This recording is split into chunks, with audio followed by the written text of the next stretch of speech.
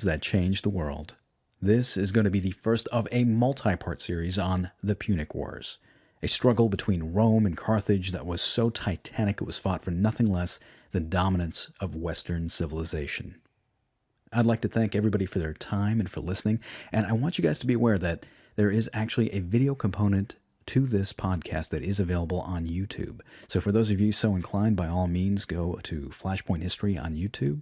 And for those of you who are already there, be advised that if you want to take this podcast to go, you can download it off the site. Both of those links are going to be available below. Either way, if you like what you hear, give me a like, leave a couple of good comments or some feedback, and spread the word about the podcast. Again, thank you for your time and for listening. I'm a very big fan of George S. Patton. You know, the World War II general, but it's not for the same reason that most people might think. Now, I know I'm going to get some bad feedback for this, but I would have to say that the man was a very good general, but I don't think he was a great general. And the reason I say he was a good general is that he was a pioneer when it came to mobile warfare. The guy was up there with kind of Heinz Guderian, and he knew the potential of the tank. He had audacity written throughout his entire character. He knew that he had to press the offensive and keep the enemy on the run. He was a motivator of people. He understood logistics. He came from a family background of warfare. You know, his forefathers fought in the American Civil War as generals, granted on the Confederate side, but still. And the man lived for warfare. But at the same time, in almost all of his confrontations, he had the advantage when it came to manpower and materiel. And also, almost always, he had either naval or air supremacy. So I think, to me, what makes a great general is somebody who is able to pull out victory even when they are outgunned and outmanned, and they're running low on supplies. You know, I think of people like Robert E. Lee, who pulled out an incredible flanking maneuver at Chancellorsville, taking on an army twice his size. Or I think of Rommel, who was actually able to rally his troops that were retreating from the British and throw them directly at the Americans at Kasserine Pass and pull off a victory. Nah, the reason I like Patton is because of his idiosyncrasies, his eccentricities. And how does that old phrase go? What's the difference between somebody who's eccentric and somebody who's crazy? It's how much money they have. I just love the way the guy thought. He believed that he was a reincarnated warrior, that he had fought alongside the Romans and alongside Napoleon in past lives, and he used that same knowledge in the present era.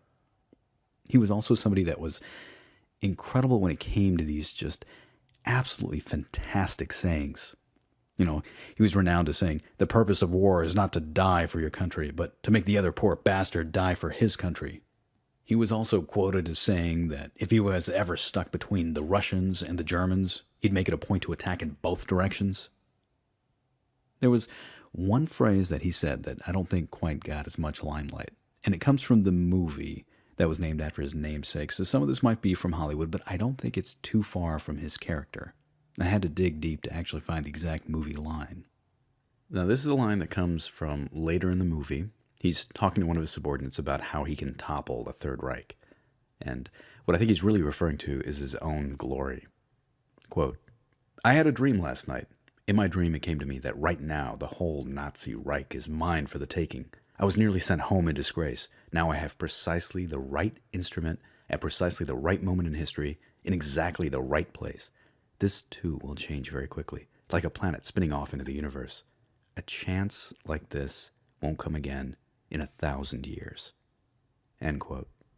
To me, what is so striking about this line is it kind of gives an insight into what Patton thought about the Second World War. It's almost exactly what John Milton was allegedly quoted as saying about Alexander the Great. He said that when Alexander saw the breadth of his domain, he wept, for there were no more lands for him to conquer. I think for both of these men, it wasn't just simply the idea of attacking somebody. It wasn't just warfare for warfare's sake. They needed to command a large force where there were extremely high stakes. There had to be a glorious cause. And most importantly, they had to be going up against a worthy opponent. Alexander, after all, had his Persian Empire and the forces under Darius, whereas Patton had his Third Reich. And I question how much job satisfaction would Patton have if he was in command of American forces when they went into Grenada or when they invaded Panama. Patton represents the eternal soldier, a person fighting in great conflicts throughout history to determine the course of Western civilization. And that's why I think you could pluck him out of the Second World War and put him into that great confrontation between Carthage and Rome, and he would have fit in just perfectly. And that's what makes the Punic Wars so incredibly special in my mind, because it is the embodiment of what Patton is. It was a war that was fought over an extended period of time. From beginning to end, it was over 100 years. It was fought with massive forces. It was fought for the course of Western civilization and led to the extinction of another culture. And most importantly, it was fought between worthy adversaries. It was punctuated by titanic battles. Battles that would be inscribed into the pantheon of what even modern military strategists have to read in order to be accomplished. There were blood feuds. There were oaths taken by sons to fulfill the obligations of their fathers on both sides. One of the best parts is that our story begins almost like a movie preview, because it begins with the destruction of the great empire established by Alexander the Great. And like with most movie previews, you start with that line, in a world where Alexander the Great had an army under his control, one of the finest armies inherited to him by his father, Philip of Macedon. And with this army, he decided to challenge the greatest empire of its day, the Persians. He was able to kick the Persians out of Asia Minor, push into the Middle East. He went into Egypt to establish the foundations of the Ptolemaic dynasty, and then pressed onward through Babylon deep into India. But he was a man that was destined only to live to the age of 32. And with his death, his mighty empire crumbled and then divided. But not all was to be lost, for in the West, a new empire was rising, and that empire would be known as Carthage. Okay, so let's talk a little bit about Carthage. Well, Carthage was a trading outpost that was established by the Phoenicians, who were a group of traders from modern-day Lebanon. They initially came from a city by the name of Tyre, and while militarily unaggressive, they were extremely aggressive when it came to any type of commercial venture. It's stated that the Phoenicians actually went throughout the Mediterranean basin. They actually went out through the Straits of Gibraltar and established colonies on the west coast of Africa and all the way up through Spain.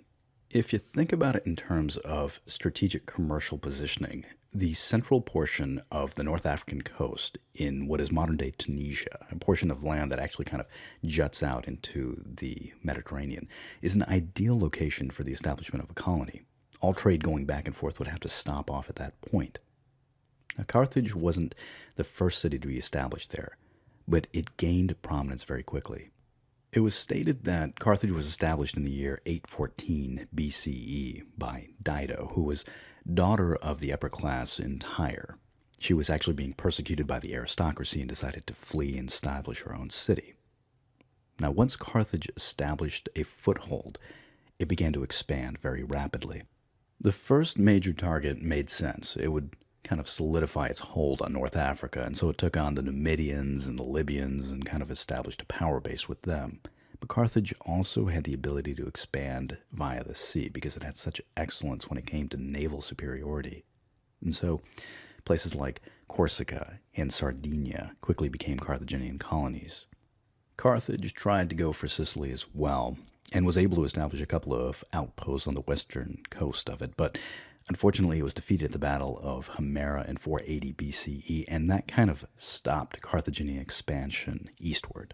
Instead, Carthage turned its attention to establishing colonies in Spain, and by the 5th century, Carthage had this incredibly vast trade network throughout the Mediterranean. She had these outposts that just kind of dotted the entire coastline. And by 300 BCE, when Carthage and Rome were beginning to step on each other's feet, Carthage was truly the master of the Western Mediterranean. And compared to Rome, it was larger in size, it was wealthier, and it had a navy, which Rome didn't even consider at that point. Carthage's rise to power wasn't always without trouble, though. It tried again to take out Sicily because if you think about it, if you're establishing a trade empire throughout the entire Mediterranean, you need to have Sicily in your back pocket. It's smack dab in the center. It controls basically all the sea lanes, etc. This second attempt, however, to retake the island of Sicily in its entirety was met with complete disaster because Carthage had to go toe-to-toe with a man by the name of King Agathocles. Agathocles is kind of a rags to riches kind of guy who would do just about anything in order to secure power. He was somebody that was so politically vicious that Machiavelli actually has a chapter dedicated to him. You know that comedy routine by Jeff Foxworthy where he says, "You know you're a redneck if," and there's a whole bunch of different phrases. I guess the historical adaptation to that would be, "You know you're a cruel, bloodthirsty tyrant if Machiavelli gives you a thumbs up and has a chapter in his book dedicated to you." Now, this comes from chapter 8 of The Prince, which is entitled, "Of Those Who by Their Crimes Come to be Princes." And I quote, "It cannot be called prowess to kill fellow citizens, to betray friends, to be treacherous, pitiless, irreligious.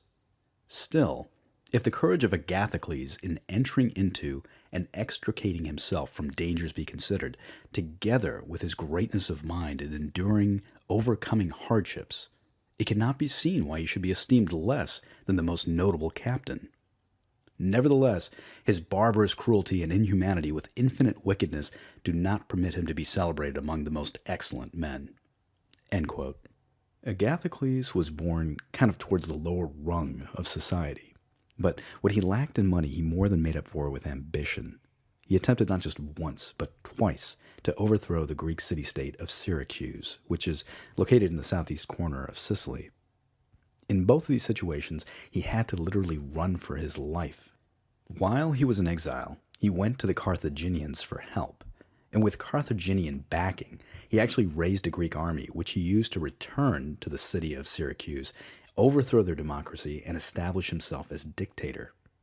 Now, he killed anybody that got in his way, whether they be political rivals, military opponents, or your average citizen.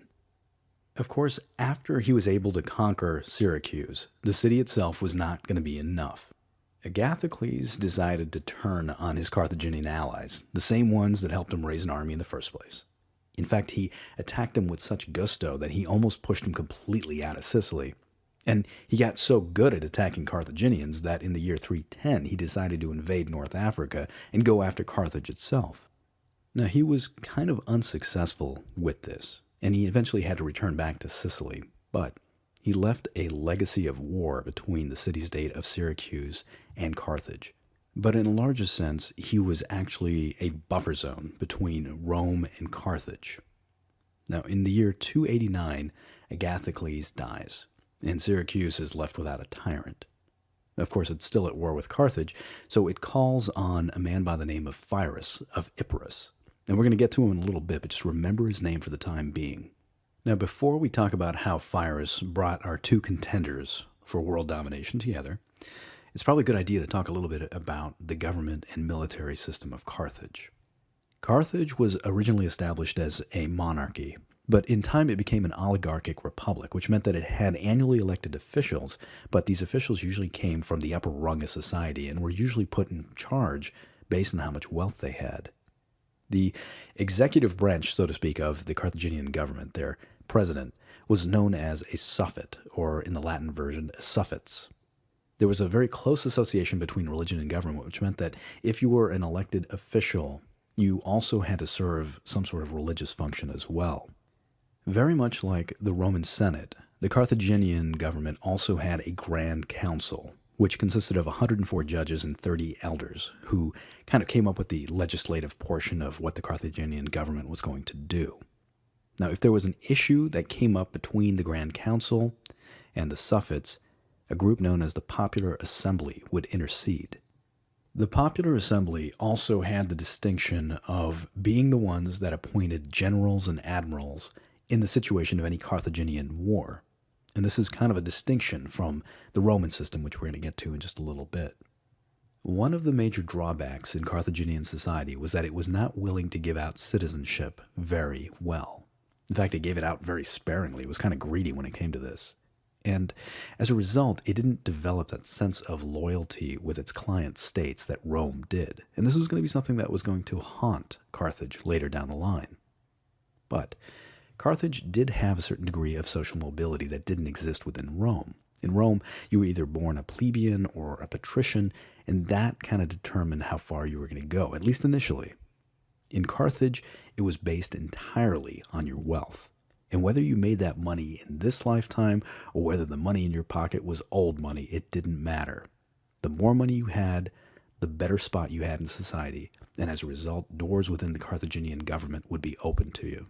One of the other major distinctions between Carthage and Rome was that commerce was emphasized. Like I just said, the more money you had meant that you were a better person. Carthage never emphasized that sense of duty to the state through military endeavor. It just wasn't part of it. In fact, in almost all of Carthaginian wars, a majority of its army consisted of mercenaries. Let's talk about this for a second, because the Carthaginian military, its army, was initially based on the Greek phalanx.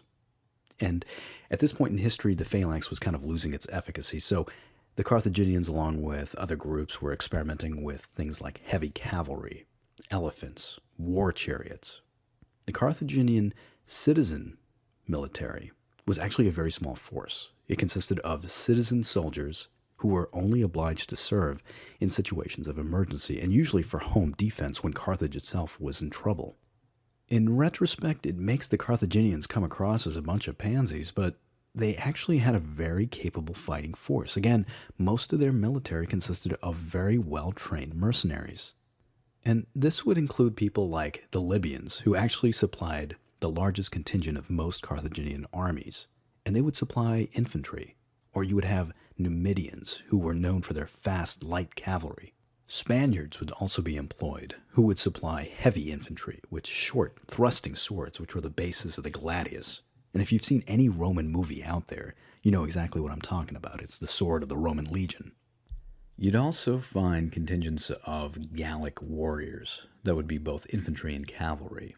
So, if you think about it, the Carthaginian forces were this multinational force, kind of like the UN of the ancient world. Except, whereas the UN would provide defense and humanitarian aid, the Carthaginians would usually be going in to invade and conquer and expand their empire. And whereas most members of the modern-day UN would be citizen soldiers from various states, the forces of the Carthaginians would be bloodthirsty sellswords that would usually sell out to the highest bidder. But that said, I want you guys to keep in mind that even though you were dealing with forces from multiple countries that all spoke different languages, and that could seem kind of daunting to kind of combine them into a military force, in actuality, these forces provided a certain degree of versatility on the battlefield. And all it required was a really good general to really fully utilize that capacity. And once fully utilized, that force was dynamite. Strangely enough, Carthage really couldn't understand this potential until well into the First and more specifically in the Second Punic Wars. But where Carthage really shined was with its navy. Now again, Carthage was a mercantile power and its entire system was based on established trade routes, so it had to create a way of protecting those routes. Their ships were made out of the best material, they had the most excellent training, and the harbor systems that they had were just kind of unparalleled. In fact, the harbor at Carthage was a marvel of engineering. It could house 180 boats, could deploy them in a matter of a few hours. If you go to Google Earth and you look down on Tunis, you can actually see the remnants of that harbor, even to this day. But we're going to be covering the Carthaginian Navy in more detail in a little bit of time. The take-home message was that at this particular point in history, Carthage was in her prime. She was this contender that basically dominated the Western Mediterranean. Everybody knew about Carthage. Nobody messed with Carthage. She had a military, she had a navy, she had a government system that was almost unrivaled. Almost. Because across the water in the Italian peninsula, Rome was also rising to power. So if you buy into the founding myth, Rome was founded in the year 753 BCE by a set of brothers by the names of Romulus and Remus. According to the legend, Romulus and Remus were kind of cast out of humanity. They were thrown into the woods, left to die, where they were found by a she-wolf that raised them and nursed them back to health. And the idea was that their harsh upbringing instilled in them and the Roman character in general this idea of unquenchable desire to survive, and what's more, an extreme sense of duty and discipline. However, Romulus and Remus didn't always see eye to eye. They had disagreements about how the city should be created, and so there was a fight between the two of them.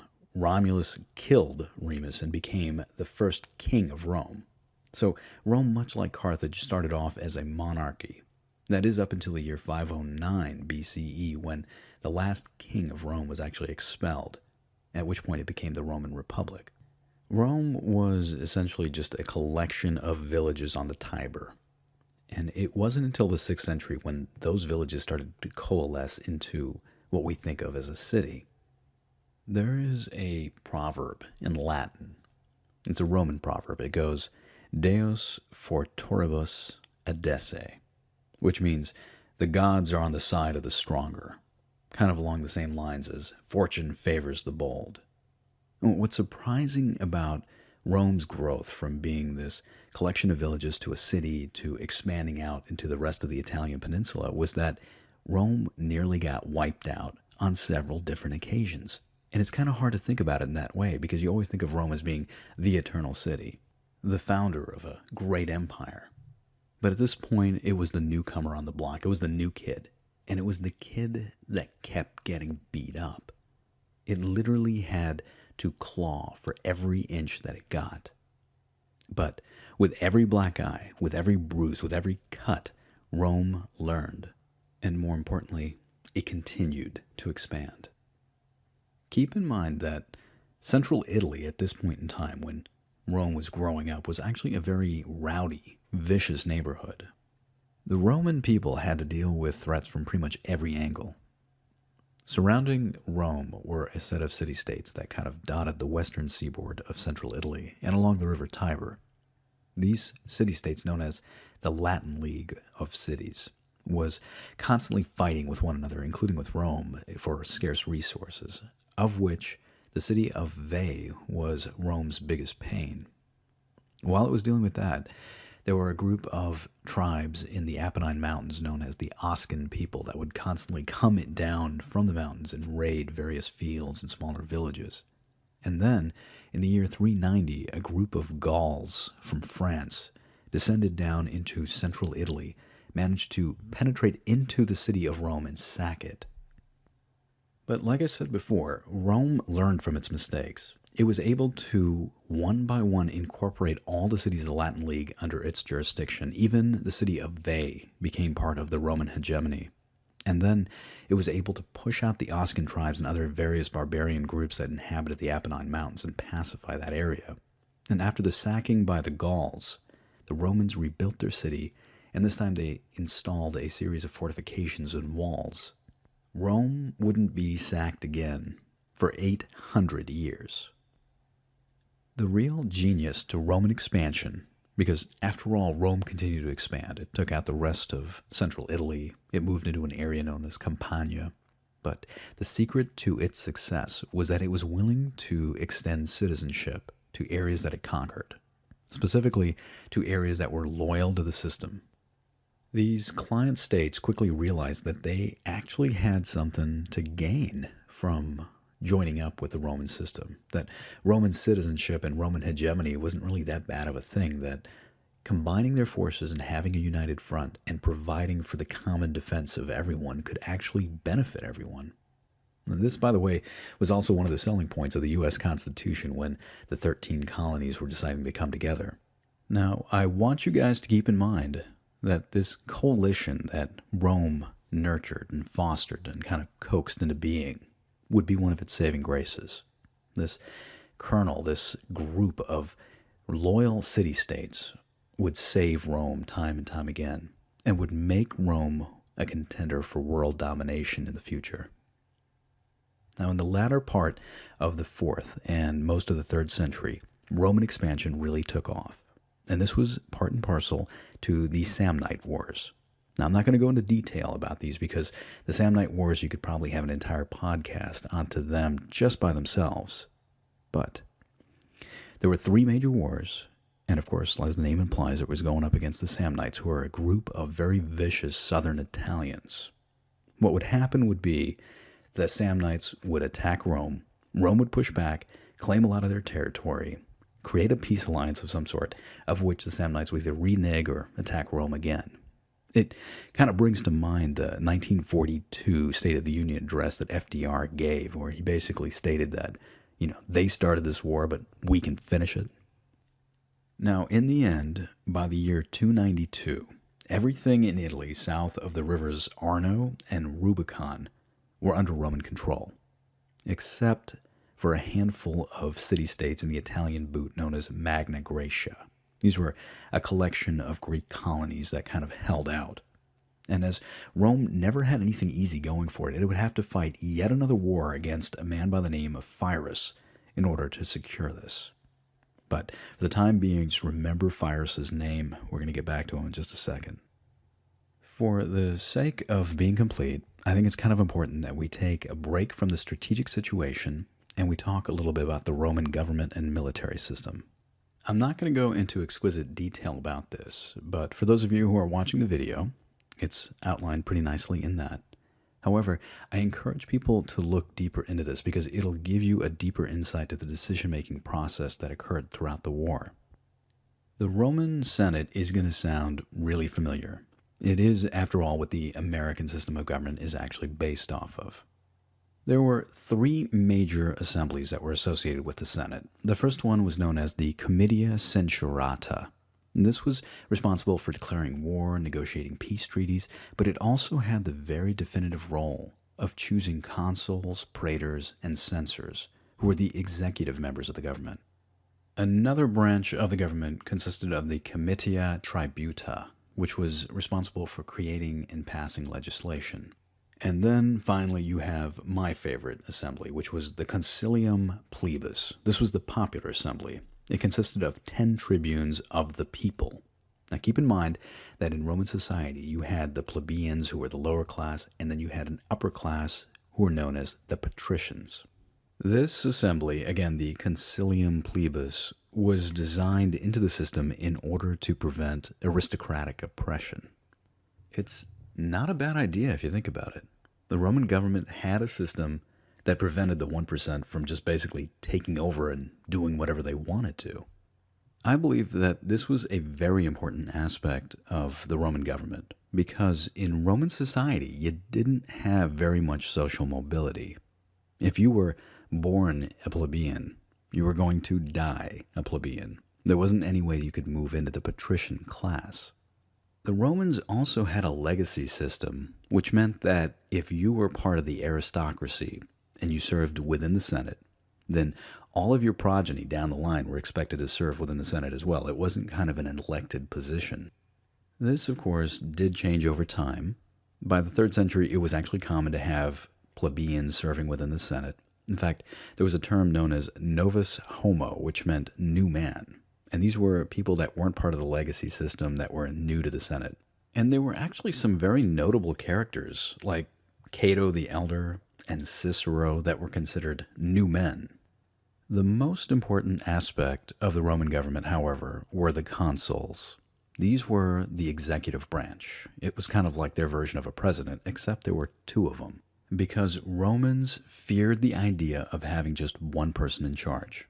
They didn't want to have a king. They didn't want to have a tyrant. Though there were certain situations when Rome was up to its eyeballs in trouble, when it would elect a dictator for a short period of time. Now, the most important aspect, the real take-home message that I want to convey is that these consuls were only elected for 1-year periods of time.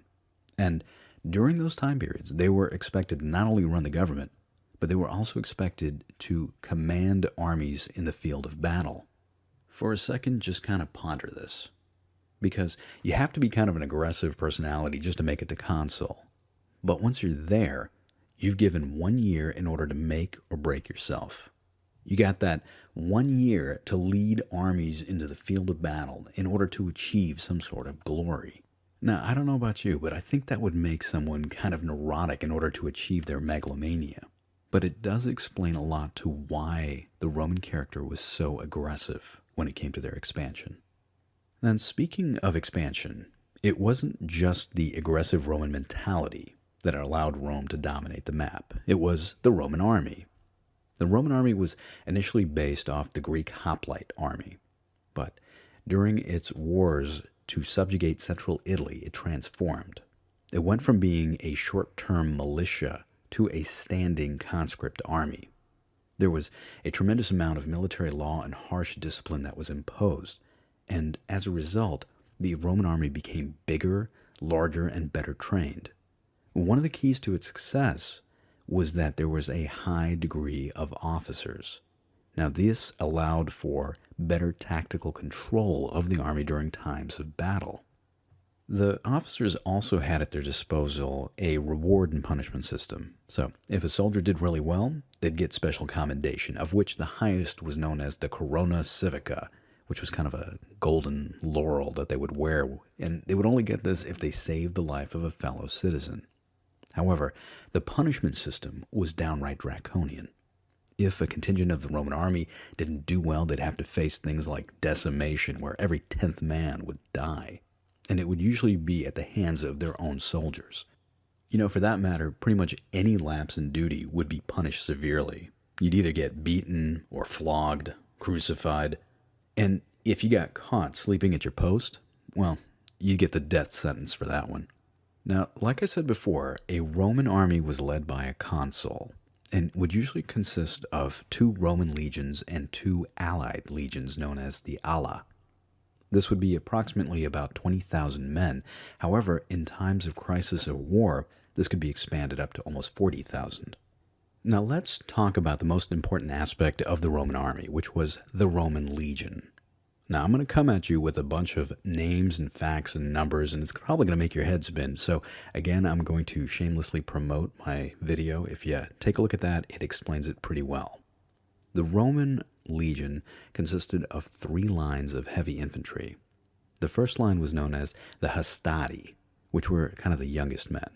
The second line consisted of the Principes, which were men that were considered in the prime of their life, between the ages of 20 and 30. The third line was known as the Triarii and were the older and the most experienced men. Each line consisted of 10 maniples. Now, each maniple was about 120 to about 160 men. If you want to think about it in terms of modern military, each maniple was about the size of a company. Now, each maniple was also divided up into 2 centuries, which were led by a senior officer known as a centurion.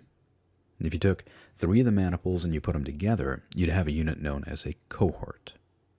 Now, aside from the 3 lines of heavy infantry, there would also be a group known as the Velites, which were kind of poorer citizens, but they would serve in the role as support light infantry.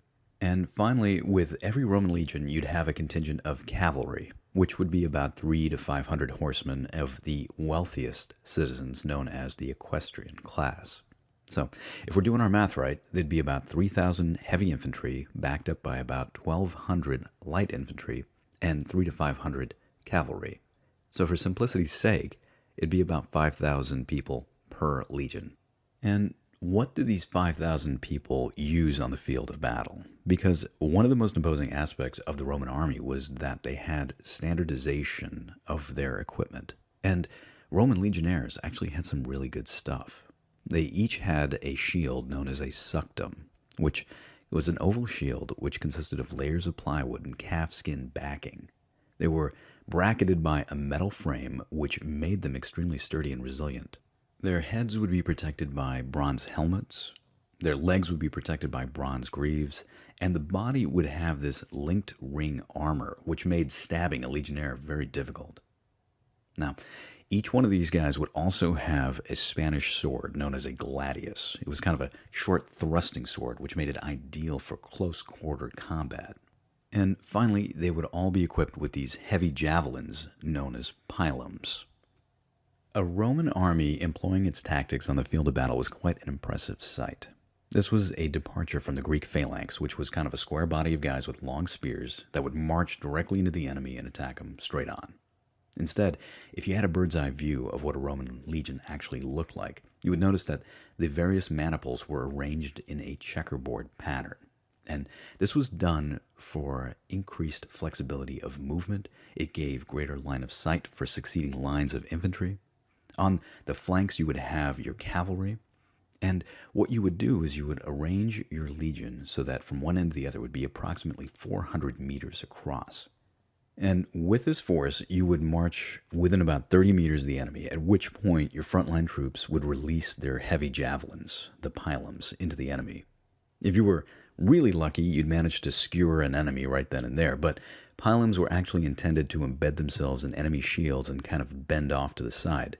This made it very difficult for the enemy to hold on to their shields, and in many situations the enemy would actually have to discard the shields right before the Roman legion would pounce on them with their swords. Most historians would agree that most of the casualties that happened during ancient warfare didn't actually occur when two sides were kind of face-to-face grinding into one another.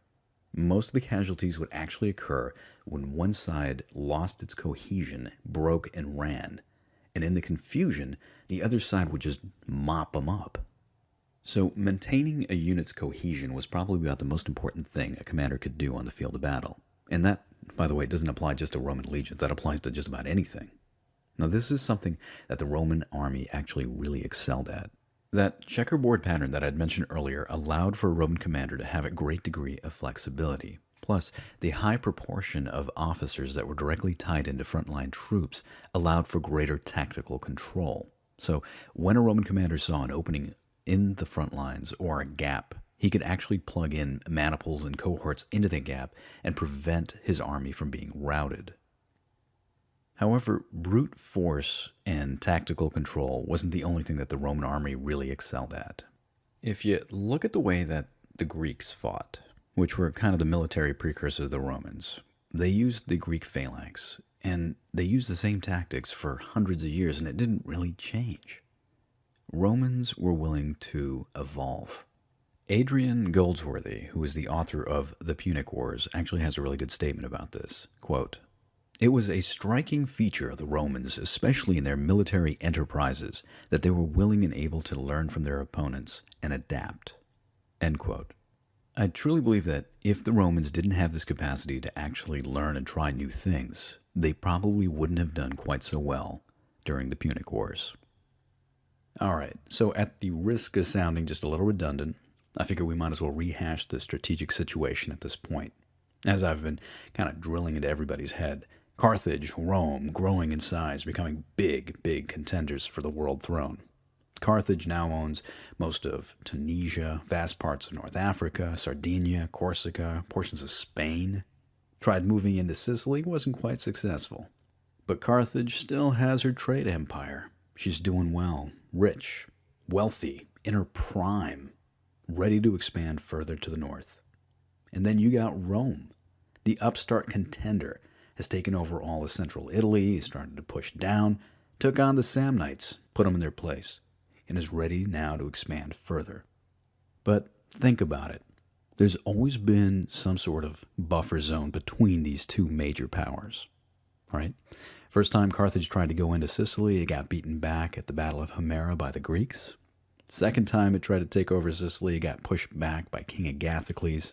And now you have these Greek colonies that are known as Magna Graecia, which are in Sicily and portions of southern Italy and the Italian boot, that are still in the way.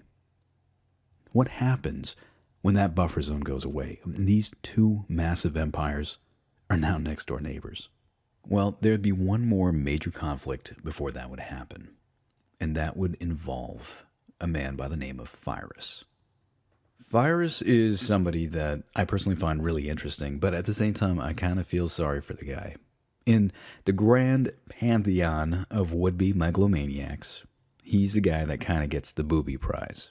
And it's not because of, lack of character or lack of ability. It's just kind of how the historical dice kind of rolled for him. This is a man that in the year 297 BCE became the king of an area in northwestern Greece known as Epirus. because, that's what megalomaniacs do. And if you're wondering where he got his self-absorption from, well, he was the second cousin to Alexander the Great. So, he had kind of a lot to live up to. Now, by the year 282, Rome was really encroaching in on southern Italy. It was really beginning to step in on the feet of those colonial Greek city-states known as Magna Graecia. One city-state in particular, the city-state of Tarentum, which is located in the heel of the Italian boot, really felt a lot of pressure from Rome. And to be fair, Rome did break a treaty with them. It sailed ships in spots where Roman ships weren't supposed to be. In any case, Tarentum felt enough pressure that it began to call for aid from just about anyone. And Pyrrhus, being the type of guy that he was, who would never back down from a challenge, and don't forget about the megalomania, answered Tarentum's call. In 280, he manages to pack up his army, sail across the Adriatic, and land at Tarentum. And then he proceeds to march the army across land towards the Roman city of Heraclea. And near the city of Heraclea, at the river Cirrus, he meets up with his first Roman army. Both forces kind of create a battle line and then go toe-to-toe. And at one point, Pyrrhus is nearly pushed off the field of battle when the Romans induce a flanking maneuver with their cavalry on Pyrrhus's left flank. But at the last second, Pyrrhus decides to unleash his secret weapon. Now, imagine yourself as a Roman legionnaire. You're sitting there on the field of battle, you're covered in blood, you got a sword in one hand, and you can stab with the best of them, right? Suddenly, on your right flank, you see these ginormous objects that are heading towards you. They're huge. They're kind of like a horse, except they're gray, and they're 5 times bigger and heavier, and they have these strange trunks that are hanging out of them. So, whereas the Romans decided to bring horses to the field of battle, Pyrrhus decided to bring war elephants. And the Romans had absolutely no answer to this whatsoever. They got stomped on. Historians say that the Romans lost about 15,000 plus during this battle. And if you think about it, a Roman consular army consisted of about 20,000 men, so if you do the math, there's really not that many Romans left that are running back to Rome. Now, being the type of guy that Pyrrhus was, he wasn't going to let a good opportunity go away. He basically chased the remnants of that army almost back to the very gates of Rome itself. That winter, he camped out in an area of Italy known as Campania. To give you an idea of how successful he was approximately a 2-day march on Rome at this point. But that is about as close to Rome as Pyrrhus was going to get, because in the grand scheme of things, his major grand strategy failed him. Pyrrhus was desperately counting on the city-states of the Italian peninsula to defect to his side and provide him with reinforcements. But like I had mentioned to you before, Rome extended citizenship to these people. And as a result, they remained fiercely loyal to the Roman system. As a result, Pyrrhus never got reinforcements, and from here on out, every loss that he would have on the battlefield would really count against him. But he wasn't the type of guy that was going to let something small like, no reinforcements stop him. In the spring of 279, he renewed his offensive against the Roman state. He marched his forces to the east, where he met up with another Roman force at the Battle of Asculum. Now, the Battle of Asculum was a 2-day battle. The first day was inconclusive. It was more kind of a skirmish. But the second day was a horrendous clash. Pyrrhus was able to move his army, capture the high ground, and inflict stunning losses on the enemy.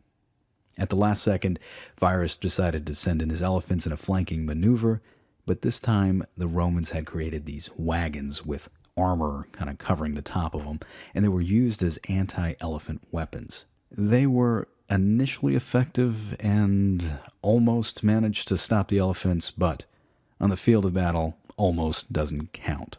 And the Romans got stomped again. Technically, this was a victory for Pyrrhus, but he also had horrendous losses on his side as well. In fact, his losses were so bad that it was this battle that coined the term a Pyrrhic victory. Pyrrhus himself said, quote, "If we are victorious in one more battle with the Romans, we shall be utterly ruined." End quote. This is what I mean about winning the booby prize in history. Because in Pyrrhus's family, you have people like Alexander the Great that history is going to remember as being this world-conquering military genius. Whereas history is going to remember Pyrrhus as the poor schmuck whose name is forever going to be linked to a victory that's so costly that it basically makes you lose the war. Well, that said, most people at this point would have had the good sense to back out of Italy, go back to Greece, and call it a day. But not our boy, no. Pyrrhus figured that war with Rome just wasn't enough for him. He figured he was going to invade Sicily, which was held by Carthage, and declare war on them as well. Surprisingly, he was actually very successful against the Carthaginians. He managed to push them back almost entirely across the island to their last bastion of defense at the city of Lilybaeum, which, by the way, Lilybaeum was going to be a major stronghold for the Carthaginians throughout the First Punic War as well. Strangely enough, Carthage took such a beating at Pyrrhus's hand that, of all people, it made an alliance with Rome. Well, I guess it was more kind of a non-aggression pact, but Carthaginian reasoning, ironically enough, was that Pyrrhus was the bigger threat.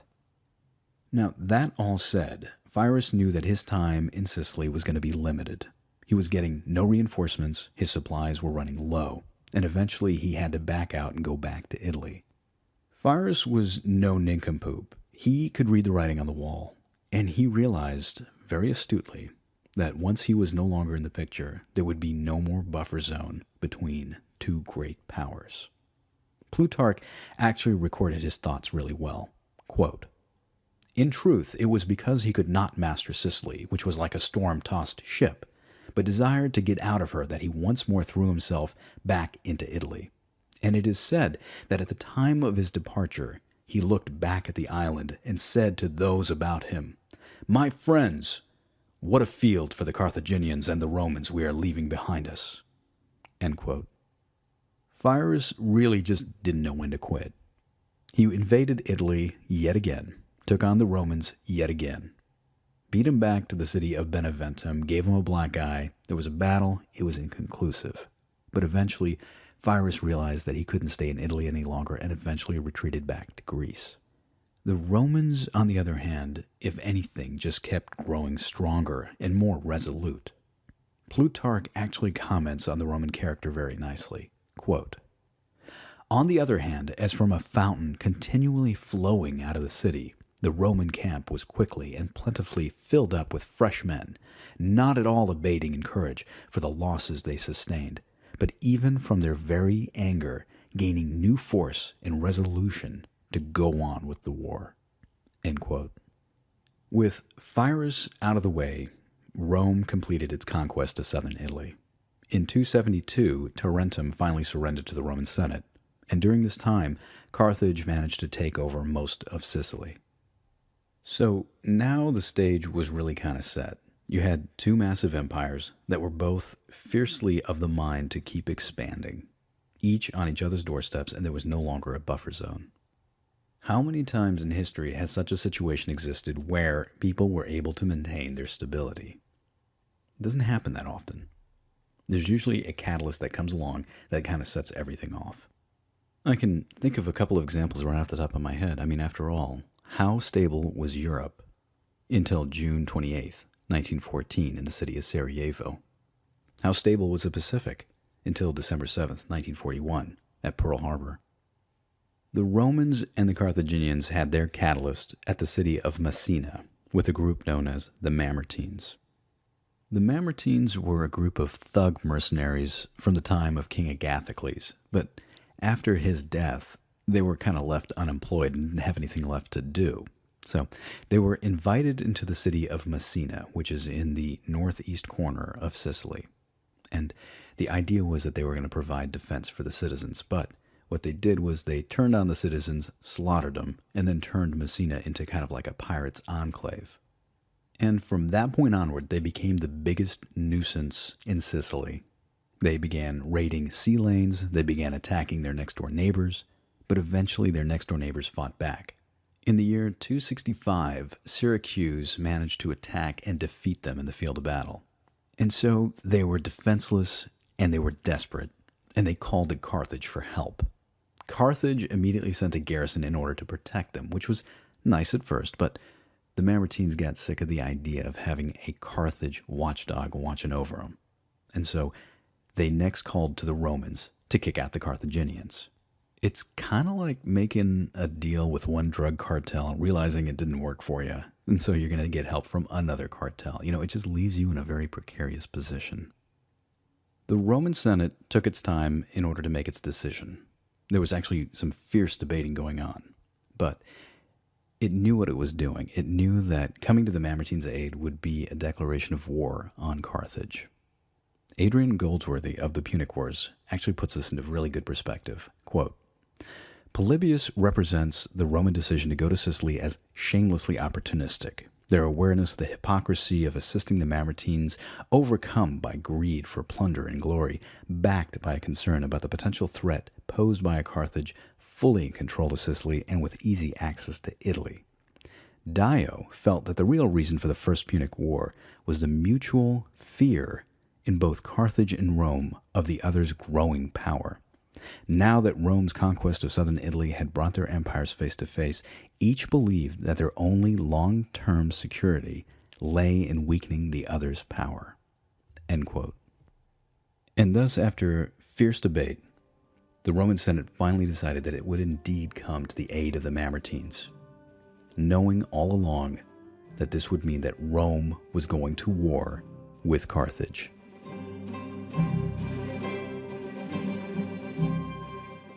Well, that's the end of part 1. In our next episode on Flashpoint History, the First Punic War will be in full swing. Rome and Carthage will finally learn what it means to go up against a first-rate power. And in the process, a Roman army will march to the very gates of the Carthaginian capital. Now, if you like what you hear, by all means give me a like, leave some good comments, and spread the word about the podcast. If you got a chance, by all means, I'd love for you to subscribe. In either case, thank you for your time and for listening. This is Flashpoint History, time periods that changed the world.